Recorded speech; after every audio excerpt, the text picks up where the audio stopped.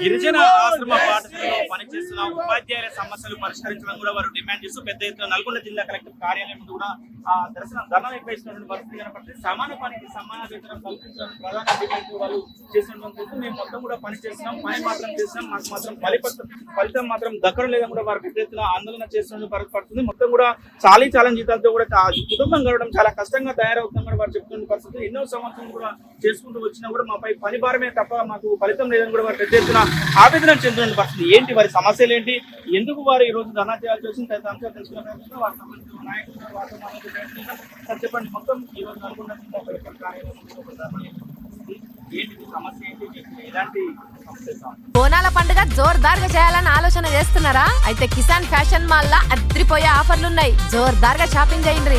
Sir మేము academic instructor టీచర్లం sir. మేము గిరిజన ఆశ్రమ పాఠశాలలో పనిచేస్తూ ఉంటాం. రాష్ట్ర వ్యాప్తంగా 339 మెంబర్స్ ఉన్నాం. ఇదే ఉమ్మడి జిల్లాలో 110 మెంబర్స్ ఉన్నాం. మేము 2015 నుంచి డిస్ట్రిక్ట్ సెలక్షన్ కమిటీ ద్వారా నియామకం కాబడి అన్ని అర్హతలతోటి పనిచేస్తున్న టీచర్లం సార్.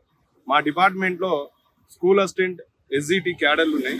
దీంట్లో సిఆర్టీ వాళ్ళు పనిచేస్తూ ఉన్నారు. సిఆర్టీ వాళ్లకు స్కూల్ అసిస్టెంట్లకు 28,977, ఎస్జిటి వాళ్లకు 21,255 రూపాయలు చెల్లిస్తూ ఉన్నారు. మాకు 2015లో 5,000కి తీసుకురు.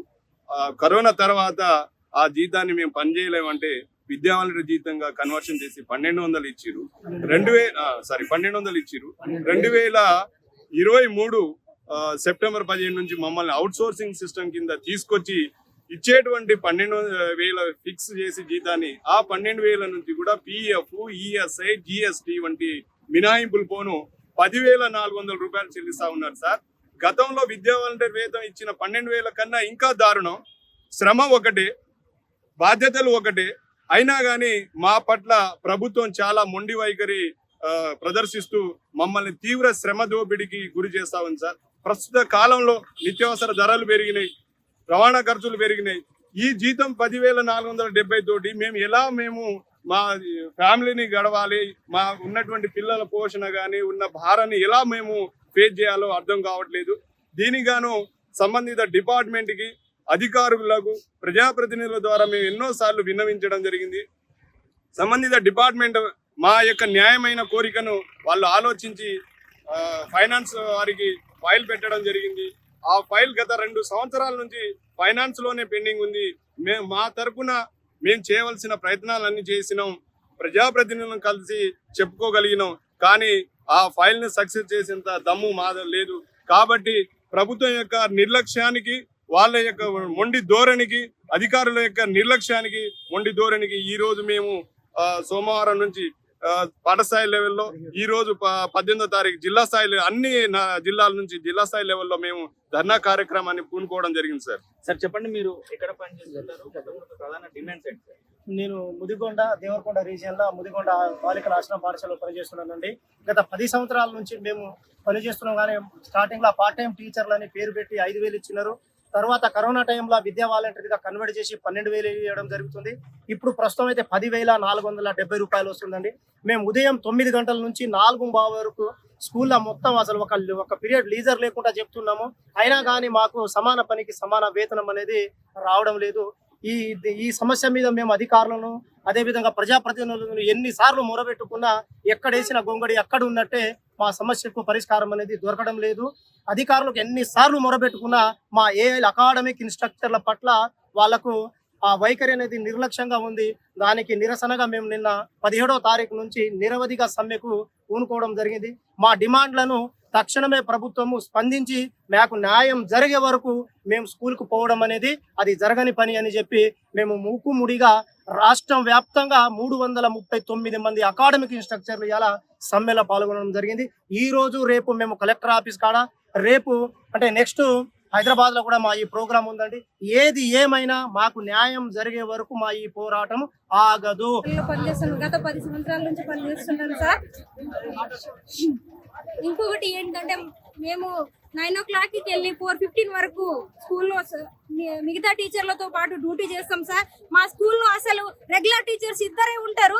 మొత్తం మా అకాడమిక్ ఇన్స్ట్రక్టర్ టీచర్సే సార్. మేము మొత్తం హైయర్ సెక్షన్ కి నడిపేది. ఏ టీచర్లు మేము లేదు. ఇప్పుడు ఇక్కడికి వచ్చినామంటే మా పిల్లలు మొత్తం 500 మెంబర్స్ సార్. మా స్కూల్లో స్ట్రెంత్ 500 స్ట్రెంత్ మదిగొండ స్కూల్లో. అక్కడ అన్యాయం జరుగుతుంది పిల్లలకి. ఈ డిపార్ట్మెంట్ వాళ్ళు మమ్మల్ని స్పందించాలి సార్. మేము దేవరకొండ డివిజన్ లో ముదిగొండ ఆశ్రమ పాఠశాలలో పనిచేస్తున్నాము. 10 సంవత్సరాలుగా మేము ఈ పనిచేస్తున్నాము. మాకు గవర్నమెంట్ ఉపాధ్యాయులతో సమానంగా పనిచేసుకుంటూ హాలిడే డ్యూటీలు, నైట్ స్టడీ వాళ్ళు, మార్నింగ్ స్టడీ వాళ్ళు అనుకుంటా మేము ఎక్స్ట్రా డ్యూటీలు కూడా చేస్తున్నాం సార్. ఇంకా మాది ఆల్రెడీ మేము పెట్టిన ఫైలు ఫైనాన్షియల్ డిపార్ట్మెంట్ లో ఉంది. ఆ డిపార్ట్మెంట్ లో ఉన్న ఫైల్ ఓకే చేసుకుంటే మా జీతం మాకు సిఆర్టీలతో సమానమైన వేతనం వస్తుంది. సో మేము ఆ ఫైల్ కోసం కూడా పోరాట చేస్తున్నాము. 10,470 రూపాయలతో మా జీతాలు అనేది చాలా దూరంగా ఉన్నాయి సార్. మా జీవితాలు అనేది మేము చెప్పుకోలేని పరిస్థితిలో ఉన్నాం. నిత్యావసర సరుకులకు కూడా మేము ఇవాళ అప్పు తెచ్చుకొని ఇంకా ఇంకా ఇంకా లోబడే ఉన్నాం. దానికి మేము చాలా ఇబ్బందిలో ఉన్నాం సార్. మా పిల్లలు గవర్నమెంట్ స్కూళ్ళల్లో చదువుకుంటున్నారు. మేడం మీరు చెప్పండి, ఎట్లా మీరు చేస్తున్నారా పని చేస్తున్నారు? మీకు పనికి జీతం సరిపోతుందా మేడం? మాకు ఈ జీతం సరిపోతుంది సార్. మా డిపార్ట్మెంట్ లో రెగ్యులర్ వాళ్ళు, కాంట్రాక్ట్ వాళ్ళు ఇద్దరు ఉంటారు. మేము ఏఏలో అకాడమిక్ ఇన్స్ట్రక్టర్లు ముగ్గురం ఉంటాము. మా స్కూల్లో ఏంటంటే 3rd నుంచి 10th వరకు ఉంటుంది. 10th వరకు కూడా మేము డీల్ చేస్తాం. ప్రతి ఇయర్ కూడా 10th క్లాస్ వాళ్ళకి 100% రిజల్ట్ వచ్చేటట్టు మేము ప్రయత్నం చేస్తూనే ఉన్నాం. లాస్ట్ ఇయర్, ఈ ఇయర్ అన్ని కూడా. బట్ మాకు జీతాలు మాత్రం చాలా తక్కువ సార్. చాలా శ్రమతో గురవుతున్నాం. ఖచ్చితంగా మాకు జీతాలు పెంచేంత వరకు మా స్కూల్లో మేము అడుగు పెట్టాం, బోధన చేయం. జీతాలు పెంచాలి, మాకు సరిపోవట్లేదు, మా కుటుంబం భారం అవుతాం కూడా అధికారులకు చెప్పి అధికారులకు చేయడానికి స్పందన చేస్తాం, ఫాలో అప్ చేస్తాం, ఫాలో అప్ చేస్తాం. ఇదే సార్. రేపు మాకు ఇప్పుడు మేము దాదాపు 3-4 ఇయర్స్ నుంచి అర్జీ పెట్టుకుంటూనే ఉన్నాం. ఎన్నో సార్లు తిరిగినాం. ఫైనాన్స్ ఆఫీస్ దాకా మా ఫైల్ పోయింది, మళ్ళీ రిజెక్ట్ అయింది. ఇంతవరకు మరి మీకు ఇచ్చే ఈ 10-12 వేల రూపాయలతోటి కుటుంబం ఎలా గడుస్తుంది? పిల్లలకు చదువు చాలా ఇబ్బంది అవుతుంది. అన్ని ఎట్లా ఉన్నాయి? ఎట్లా సతమతం చేస్తుంది? చాలా ప్రాబ్లమ్స్ ఫేస్ చేస్తున్నాం సార్. కనీసం పిల్లలకి డైలీ ఖర్చులు కూడా తీర్చలేని మా పరిస్థితులు. డైలీ ఖర్చులు కూడా తీర్చలేని పరిస్థితులలో ఇబ్బందులు చాలా పడుతున్నాం మేము. ఖచ్చితంగా మా జీతాలు పెంచాలి సార్. జీతాలు పెంచేంత వరకు అయితే మేము స్కూల్కి వెళ్ళాం, బోధన కొనసాగించేది లేదు. సో ఫస్ట్ పార్ట్ టైం ఉద్యోగులుగా తీసుకున్నారు. తర్వాత జీతం పెంచి ఇవి అన్నారు. తర్వాత ఇప్పుడు అక్కడ ఏ అలా అనగా పేరు మార్చి సో మేము సమాన పనికి సమాన వేతనం అడిగినందుకు గాను మమ్మల్ని అవుట్ సోర్సింగ్ పద్ధతిలో మమ్మల్ని మార్చడం జరిగింది. ఫస్ట్ మాకు డిపార్ట్మెంట్ లో జీతాలు 12,000గా ఇచ్చేవాళ్ళు వీలుగా. తర్వాత అవుట్ సోర్సింగ్ మీరు సమాన పనికి సమాన వేతనం అడుగుతున్నారు, మీరు కొట్లాడుతున్నారు అని చెప్పేసి వీళ్ళేం చేశారంటే మళ్ళీ డిపార్ట్మెంట్ కాకుండా అవుట్ సోర్సింగ్ వ్యవస్థలో మీరు మమ్మల్ని మార్చడం జరిగింది. అవుట్ సోర్సింగ్ వ్యవస్థ మారినప్పటి నుంచి మాకు జీతాలు తగ్గినాయి. 12,000 డిపార్ట్మెంట్ నుంచి ఇచ్చిరు. అవుట్ సోర్సింగ్ వ్యవస్థ నుంచి వచ్చిన తర్వాత 10,470 వరకే మాకు చెల్లించడం జరుగుతుంది. ఎస్ఏపిఎఫ్ అనుకుంటూ అన్ని కట్ చేస్తున్నారు. అవి కూడా సకాలంలో చెల్లించడం లేదు. మరియు మేము స్కూల్లో రెగ్యులర్ వాళ్ళతో సమానంగా 9-15 బడికి వచ్చి 4-15 వరకు అందులో ఉండడం. మళ్ళీ స్పెషల్ క్లాసులు 10th వాళ్ళకి స్పెషల్ క్లాసులు, హాలిడే డ్యూటీస్ రెగ్యులర్ వాళ్ళతో సపాటు, night study hours and morning 10th class వాళ్ళకి స్పెషల్ క్లాసెస్ 8 to మొత్తం మేము వాళ్ళతో సమానంగా పనిచేసినప్పుడు కనీసం వాళ్ళతో పాటు మాకు గౌరవప్రదమైన జీతాలను ఇవ్వాలని చెప్పేసి సో మీ సిఆర్టీలు ఉన్నారు మా దగ్గర కాంట్రాక్ట్ రిక్రూట్మెంట్ వాళ్ళు. వాళ్ళతో పాటు కనీసం వాళ్ళ స్కూల్ అసిస్టెంట్ 28,900 రూపాయలు వాళ్ళకి అందిస్తున్నప్పుడు మేము వాళ్ళకంటే వాళ్ళు ఎగ్జిక్యూటివ్ గానే పనిచేస్తున్నారు ఎక్కువగా. సో మరి మేము హైయర్ సెక్షన్ ఈ రోజు మేము ఇక్కడ రోడ్డు మీద ఉన్నామంటే మా స్కూల్లో అస్సలు పనిచేయడానికి లేదు. అక్కడ టీచర్లు ఎవరు కూడా హైయర్ సెక్షన్ కి చెప్పేంత అర్హులు ఎవరు లేరు. సో మరి ఈ రోజు మేము రోడ్డు మీద ఉన్నామంటే మా గిరిజన విద్యార్థులు కూడా అక్కడ రోడ్డు మీద నిలబడ్డట్టే లెక్క. సో కాబట్టి మాకు జీతాలని సమానమైన పనికి సమాన వేతనాలను ఇచ్చి గిరిజన విద్యార్థుల యొక్క అభివృద్ధికి దోహదం చేయగలరని ప్రభుత్వానికి విన్నవించుకుంటున్నాం. రైట్. మొత్తం కూడా వీరందరూ కూడా గిరిజన ఆశ్రమ పాఠశాలలో పిల్లలకు చదువుతున్న విద్యార్థులు వాళ్ళ పరిస్థితులు దయనీయంగా ఉన్నాయని కూడా చెప్తున్నారు. వీరు ధర్నా నిర్వహిస్తున్న పరిస్థితి కనపడుతుంది. మేము ఏమైనా గొంతమ్మ కోరికలు కోరట్లేదు, మేము చేసే పనికి సమాన వేతనమే ఇవ్వమని చెప్తున్నాను. అయినా కూడా ఇంతవరకు కూడా ప్రభుత్వం స్పందించడం లేదని కూడా వీరు ఆవేదన వ్యక్తం చేస్తున్న పరిస్థితి. ఇప్పటికైనా రాష్ట్ర ప్రభుత్వం అధికారులు స్పందించి మాకు ఆ సమాన పనికి సమాన వేతనం కల్పించాలని కూడా వీరు ప్రధానంగా డిమాండ్ చేస్తూ కూడా ధర్నా నిర్వహిస్తున్న పరిస్థితి కనపడుతుంది. వీడియో జర్నలిస్ట్ కృష్ణతో అచ్యుత్, RTV, నల్గొండ.